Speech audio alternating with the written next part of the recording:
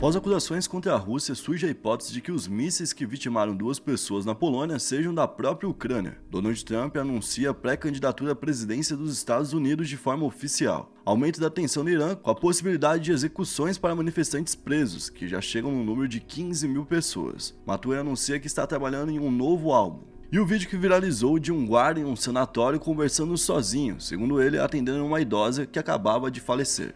Vamos falar de tudo isso no vídeo de hoje. E aí pessoal, beleza? Meu nome é Bruno Fabio, esse daqui é o Planeta Novo e se você ainda não é inscrito no canal, vai se inscrever agora e deixar o seu like pra ajudar a gente. No vídeo de hoje, a gente tem mais um absurdo da semana. Hoje eu tô aqui com o Digo Blackson e eu quero saber qual que vai ser a meta de likes pra esse vídeo de hoje. A meta de like hoje eu quero 14.558. 14.558 likes então, e vamos começar na quinta posição falando já do caso do fantasma que apareceu aí num sanatório argentino, né? Nessa semana viralizou um vídeo de um suposto fantasma que apareceu ali num sanatório na região de Córdoba, lá na Argentina. Talvez seja o do time de São Paulo, que perdeu lá pro Del Valle, nessa cidade. É o fantasma de São Paulo. É do São Paulo. Tá lá o São Pedro. Não, é São Paulo, né, pô? O São Pedro. Eu tô brincando, obviamente, né? Não é do São Paulo. E o vídeo é da madrugada desse sábado, perto ali das 3 da manhã. 3 da manhã é conhecido como horário do diabo, sabia? É o horário de abertura entre a nossa realidade com a realidade do inferno. Ah, não é meia-noite? E basicamente existe uma gravação do momento, né? Mostrando ali o que foi acontecendo. Ele conversa, anota algumas coisas e vai pegar uma cadeira de rodas pra uma pessoa que aparece. Só que a pessoa não aparece no vídeo. Ele tá fazendo tudo pra ninguém. O próprio guarda foi entrevistado e disse que uma senhora entrou e pediu pra ele até um quarto pra procurar algo que ela tinha esquecido quando ela ficou internada por lá. E aí foi quando ele abriu pra ela, pegou a cadeira pra ela e aí esperou ela ir no quarto e voltar. Quando ele percebeu que ela não voltava do quarto, ele chamou outros funcionários para verificar a situação, mas teve como resposta que essa mulher nunca chegou no quarto. Nossa, então eles foram ver as imagens para ver para onde ela poderia ter fugido, algo do tipo, porque até então todo mundo achava que tinha entrado uma mulher mesmo, né? E ele disse que conferindo os dados que ele anotou, porque ele anotou os dados dela quando ela foi entrar. Certo? Então, quando ele conferiu os dados, esses dados batiam com o de uma senhora que tinha falecido naquele mesmo quarto 3 horas antes. Nossa. Então... Pô, cheguei a me arrepiar aqui, mano. Juro por Deus. Aí realmente dá um medo do caramba, Meu cara. Meu Deus do céu. Caraca, isso aí é bizarro, velho. Se o segurança não acredita nessas coisas, mano, imagina o susto que ele não deve ter levado, mano. Porque, tipo, se ele não acredita e ele jura que viu o negócio e a galera fala assim, pô, mano, a mulher já morreu, ele mano. viu uma mulher, pegou pra ela a cadeira. É, mano. Tipo, e dá pra ver no vídeo que ele não tá fingindo pra ninguém, cara. Tipo, não tem ninguém, tá só ele. Do nada ele vai lá e age como se tivesse chegado alguém.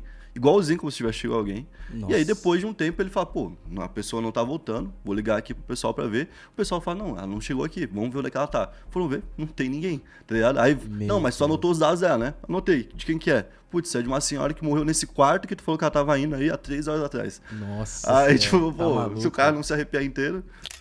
Na quarta posição a gente vai falar sobre um anúncio que o Matue fez aí recentemente agora, né, no dia de hoje, falando que nas próximas 2 semanas ele vai ficar no estúdio ali focado para poder fazer o próximo álbum dele. Vai lembrar que o último álbum do Matue foi um marco aí, principalmente pra galera do trap, né, porque ele jogou lá para outro nível, né, o trap. Eu lembro que naquela época, por exemplo, eram pouquíssimas músicas que tinham 100 milhões de views, né? Bem poucas. Pacto Doom, Anos Luz, era meio que isso, né? Aí tinha Kennedy. Mano, ou não foi depois? Eu acho que foi depois, mas eu acho que até Placto Doom e Anos Luz ainda foi um pouquinho depois que bateu. Porque daí deu mais visibilidade, tá ligado? Pro cara bater. Eu lembro que quando ele fez aquela arte no prédio, sim, mas aquilo foi visto pelo Brasil inteiro e a galera ficou ansiosa, né, pelo álbum dele. Foi muito comentado. E aí o álbum dele foi o álbum mais escutado na época. Bateu um recorde, né? Depois ele acabou sendo ultrapassado, mas ainda tá lá no pódio lá até hoje. E é um cara que veio do trap, é um cara que veio do Nordeste, veio de várias realidades aí que, tipo, tinha tudo talvez pra brecar ali o trampo dele, de chegar pro Brasil todo, mas, tipo, o cara faz um sucesso da porra. Então, tipo, o próximo álbum dele, quando surgir, provavelmente vai vir de volta pra bater um novo recorde, o próprio recorde, né? O primeiro álbum dele, quem bateu foi a Juliette, se eu não me engano, né? Pô, é foda, né, mano? Porque, tipo assim, a mina deve ser mó legal, mano. A Juliette deve ser mó legal, mas, tipo...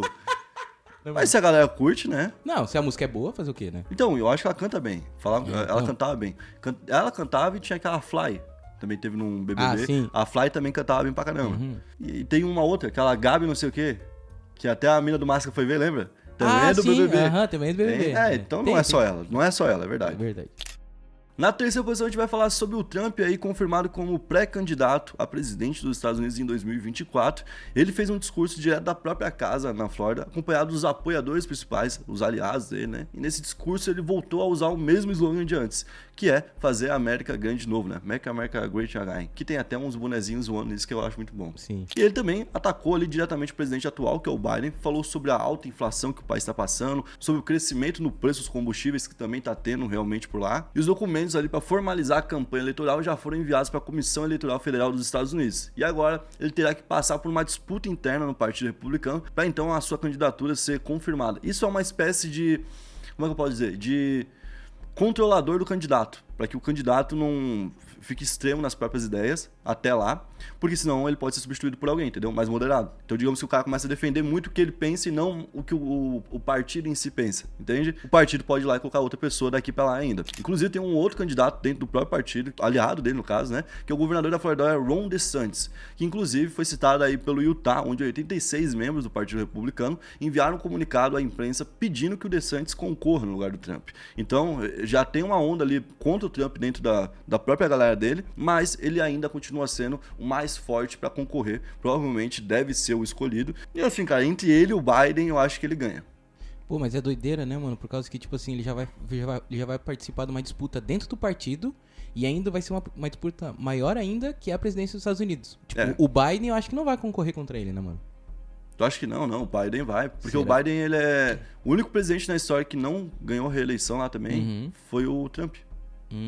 Pode crer. Então, tipo assim, o Biden tem toda a máquina pública pra usar a favor dele e ganhar a eleição, tá? Pode crer. Então, tipo, eu acho que... Mas é uma briga bem boa, né? Por mais que ele seja, tipo, queimadão em vários sentidos, que pros americanos esse negócio de estar presente em outros países tem a ver até com uma sensação de justiça e tal, porque é o como eles são ensinados, entendeu? Então, por exemplo, um cara que foi pra guerra, ou que teve um filho que foi pra guerra, lá no Afeganistão, nesses últimos 20 anos que os caras ficaram por lá, e aí viu do nada o cara tirar as tropas, falou, pô, o cara jogou fora o trabalho do meu filho que morreu lá, jogou fora o trabalho do meu pai que morreu lá, entendeu? Assim. Tem muita gente pensando assim. E tipo assim, se você parar pra pensar dentro da realidade dessa pessoa, faz sentido pra ela, entendeu? Pensar dessa forma. Então por isso que esse cara se identifica muito mais vezes com o Trump, que pode voltar, porque o Trump, ao mesmo tempo também que ele tinha esse lado aí, que ele era mais falastrão e tudo mais, ele também foi um pacificador, porque vai lembrar, ele foi até a Coreia do Norte. Lembra? É verdade. Ele foi até a Coreia do Norte, algo que parecia inimaginável. E era algo que a galera falou assim, mano, o Trump vai lá, vai estourar a Terceira Guerra Mundial, vai fazer o... Acho que o maior problema dele era que ele realmente era falastrão. E aí ele incentivava algumas pessoas a serem também falastrões, assim, entendeu? Então acho que esse foi o pior legado dele. Mas ao mesmo tempo, cara, ele teve algumas coisas que ele conseguiu, tipo, fazer bem no governo dele. Então eu acho que o governo dele, para os americanos, ele não é visto como um absurdo total, primeiro. Não tem essa visão de que, nossa, seria um absurdo o Trump, tal. Ele já é visto como um candidato real para a próxima eleição e já tem uma onda de pessoas apoiando ele. E eu acho que daqui para lá o Biden só vai apanhar, porque o Biden tá pegando uma era muito difícil, para pensar, cara. Ontem teve um ataque que foi confundido com um ataque russo e isso podia colocar os Estados Unidos direto numa guerra contra a Rússia. Então isso ia cair no colo do Biden, tá ligado? Então, tipo, pro Biden ser visto como um péssimo presidente é dois toques, porque ele não tá no meio de um governo comum. O preço do petróleo tá lá em cima. A inflação no próprio país, igual foi dito, tá lá em cima. Aí você olha para outras economias que são importantes, como o do Reino Unido, também tá sofrendo. Você olha lá pra galera que trabalha com euro, também estão sofrendo, certo? Então, tipo, você vê no Brasil aqui uma disparada aí do dólar também, né? Então, o mundo em si está sofrendo nesse momento. O único país que vai na contramão disso é a China, né? A China continua prosperando no meio de tudo isso porque virou uma espécie de grande fábrica do mundo. Então, por mais que o mundo esteja com dificuldade para prosperar e, digamos, evoluir, o básico se mantém, que é o consumismo básico ali, né? E esse consumismo básico, em grande maioria, vem da China. Então a China se mantém ali, vende de tudo. Vende, por exemplo, o frasquinho, desde o frasquinho lá de plástico que é feito, ele vende para todas as marcas, até, por exemplo, a costura que chega na gente, da roupa original e da roupa falsa. Então, tipo, manufatura, produto, utensílio, tudo tem, né, mano? Então é um país que dificilmente vai passar por uma crise, mesmo que o mundo inteiro esteja em crise, né? Na segunda posição, a gente vai falar sobre uma notícia que vem do Newsweek, que noticiou que 15 mil pessoas poderiam ser executadas no Irã, mas a gente vai explicar isso aqui melhor para vocês. Basicamente, teve uma votação no parlamento do Irã, onde o resultado foi de 227 votos a favor contra 63 votos contra. Ou seja, uma ampla vantagem de votos a favor de uma punição mais severa para quem protestar contra o governo. E além disso, eles divulgaram uma lista de slogans que vão ser utilizados agora em campanhas contra os protestos que estão rolando lá no Irã. O Conselho Islâmico anunciou esses slogans que são: morte à América, morte ao hipócrita, morte aos sediciosos e o sangue em nossas veias é um presente para nosso líder. Se eu preciso falar aqui e tem alguma coisa errada aqui, né? Pelo amor de Deus, cara. Tipo, que isso, cara? O sangue em nossas veias é um presente para nosso líder. Ou seja, vamos morrer pelo meu líder. Tô ligado. Se ele mandar, eu vou morrer por ele. Certo? Então, se o povo tá na rua pedindo mudança no país, foda-se o povo. Vamos lá atirar contra o povo, vamos criar uma guerra. Se tiver uma guerra civil, vamos sustentar em nome do nosso líder. Tipo, já é um recado, né? E lembrando que no dia 13, a gente teve um manifestante que recebeu pela primeira vez uma pena de morte, ali já em primeira instância, né? Justamente por ter protestado. O cara recebeu pena de morte lá no Irã por causa disso. Então, agora a gente tem 5 outras pessoas que já foram condenadas a prisões aí de 5 a 10 anos, ou seja, prisões longas já, né? E uma organização dos direitos humanos diz que pelo menos 20 manifestantes estão enfrentando ali acusações que podem ser punidas ali com pena de morte. Ou seja, tem mais 20 pessoas no mínimo que vão ter esse problema diretamente. E os 15 mil são uma informação levantada por Karim Sadyadpur, que é um membro de uma organização chamada Carnegie Endowment, que basicamente estudou a situação e diz que é o número atual de prisões de pessoas por lá, inclusive já passando dos 15 mil em breve, né? Ou seja, a gente tem 15 mil pessoas presas pelo protesto e agora a gente tem uma lei que permite uma punição mais severa para essas pessoas, seja com prisão realmente de longo prazo ou então com pena de execução, o que é muito preocupante. Na primeira posição a gente vai falar sobre um míssil disparado contra a Polônia no dia de ontem, que gerou aí, no mínimo, uma pausa enorme, né, do mundo em volta do assunto, porque hoje de manhã a gente teve ali encontro entre Macron, entre Biden e as principais lideranças da OTAN, uma reunião de conselho emergencial para poder debater o assunto, e a gente tem um posicionamento direto já do Zelensky, que é o presidente da Ucrânia, acusando já, né, a Rússia, falando a Rússia é a responsável pelo ataque, a Rússia está fazendo isso como uma forma de escalar do conflito novamente, e também justificando com as recentes perdas que a Rússia teve, porque também faria sentido.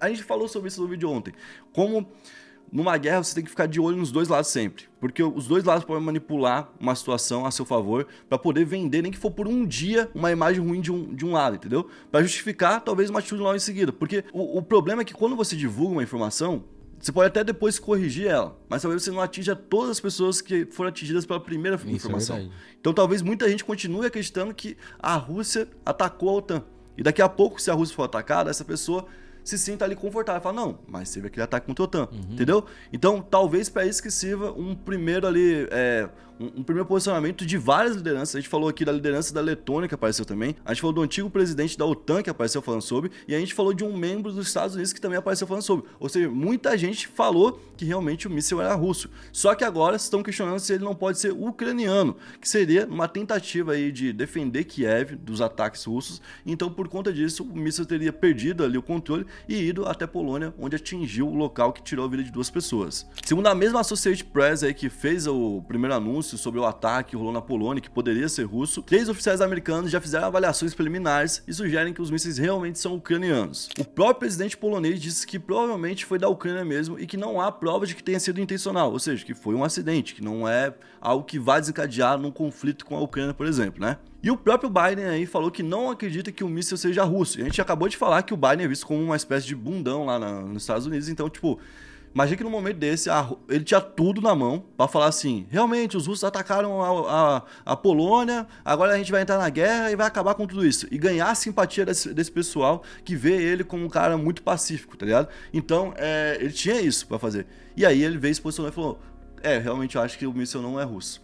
Então, assim, pra ele fazer isso, provavelmente é porque o míssil não vai ser russo. E basicamente, depois dessa reunião do Conselho da OTAN que rolou hoje cedo, eles emitiram um comunicado criticando o bombardeio russo na Ucrânia que rolou na terça-feira, mas não disseram sobre o míssil que acabou atingindo a Polônia.